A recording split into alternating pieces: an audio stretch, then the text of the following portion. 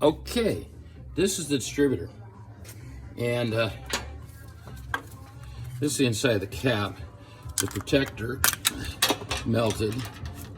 I don't think I have any issues in the cap itself to worry about, but I definitely scorched this thing. So I'm gonna start pulling parts out. There's a condenser down here. And the nice thing about what we're doing, this is a Pertronix ignition. This is the state-of-the-art replacement ignition system for anything and everything. They're great for antique cars. I think they're really fantastic for antique cars. It makes them start better. Everything works better with the ignition because it's not dependent on points, and it's not, doesn't matter, it's knocked down to 9 volts. It's far more accurate. Get this pig off of here if I can. It's been cooked a little, so it's not really cooperative. That's out of there. Grab the points out. Did I just kick the camera out of the way so I'm not, oh, I've still got it. Okay, so go in here and I'll grab the points. Just undo the main screw. For those of you who aren't familiar with point systems, they're obsolete. Now, you're not supposed to leave the electronic ignition on all night either. That's not a good idea. However, you don't have the problems. Here's the arm. Now, this rides on a cam. It goes bump, bump. That burned off. The point's burned out. Here's the plate. Everything melted, as you can see. It's total trash.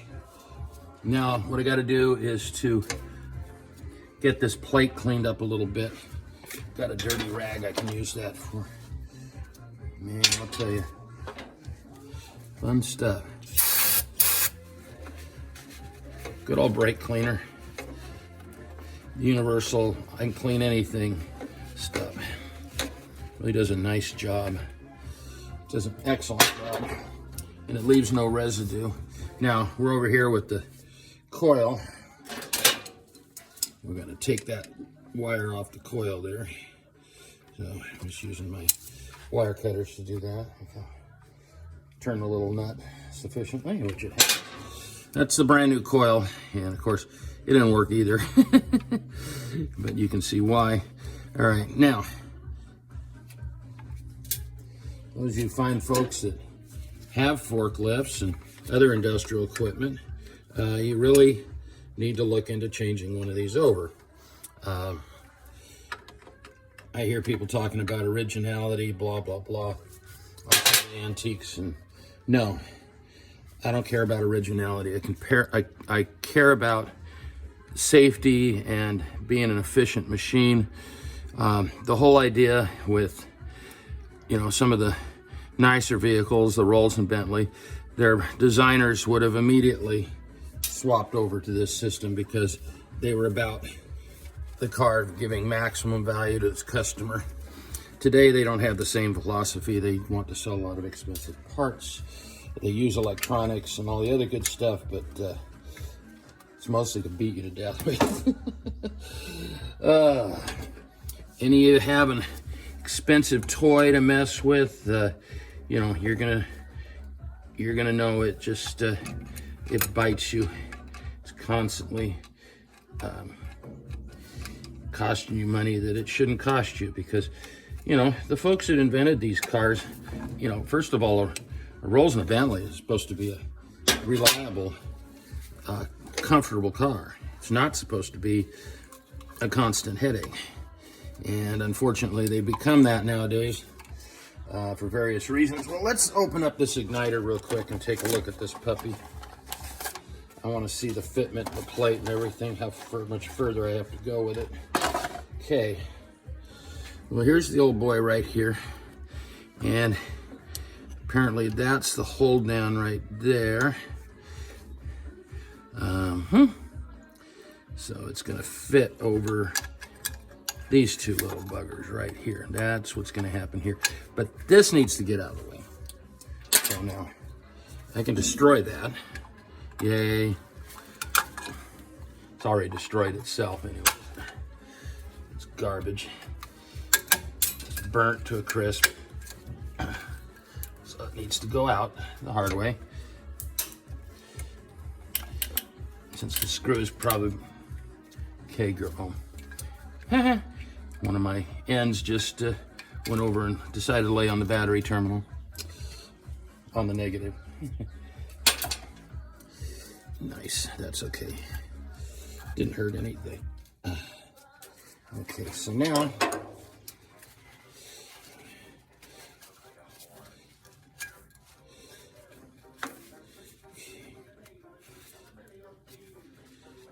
so we have a completely cleaned out internal distributor. It's like brand new inside. It's got all its vacuum advance, or its centrifugal advance working. So now the next step process, and just a little more chips in there. I'm wearing gloves. We're supposed to. Some of this stuff is rather poisonous that we mess with. I didn't wear them for years. There is in this kit a little package of goods. What did I just drop? Something fell out of the package. I suspect it was the little reluctor wheel. We'll go on a search and destroy mission for that shortly, as soon as I get this part in here. So what I'm going to do, this is easier this way or that way, but I'm going to feed these wires. I'm going to feed the wires through the grommet. I think that's the easiest way to make it happen. So those have already been fed through there, so now they'll go right through the side of the distributor. Bada boom, bada bing. And yank that puppy through. There we go.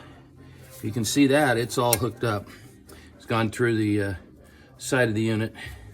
So now I'm going to place this where it belongs, and we will.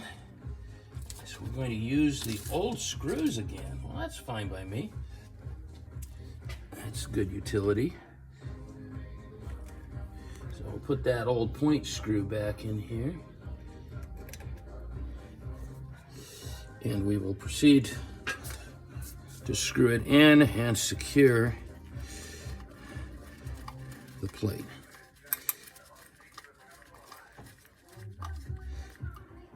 Now, next thing in the process, it's all secured tight and nice and neat, is these wires need to be addressed. You can't have a big loop like that in them. So what I'm going to do is I'll pull them through. And by the way, Pertronix is great. A few years ago, I had one of the wheels blow the magnets out on a boat, and it kind of left me sitting. Of course, I availed myself of a tube of super glue that was nearby, and I glued the magnets back in and managed to go home.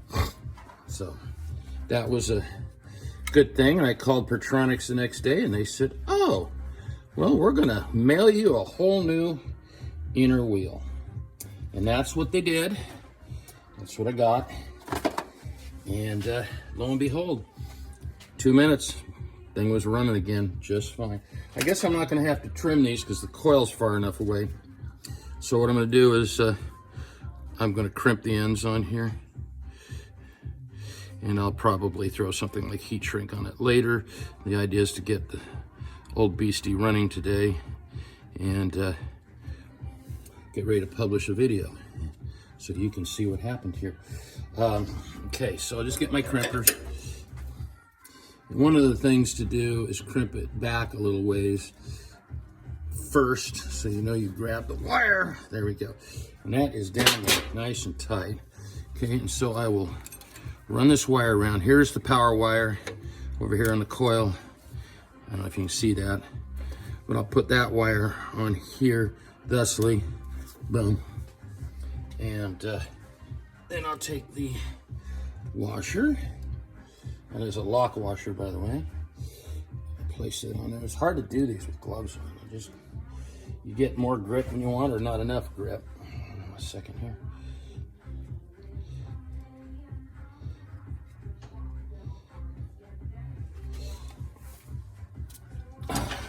So I'll just take that and tighten it a bit with these pliers, which work quite well. Cutters and crimpers, you tighten it nicely. And then now I have a black wire that goes over here from the Pertronix ignition. Yep, just like that. And I will put an end on it as well.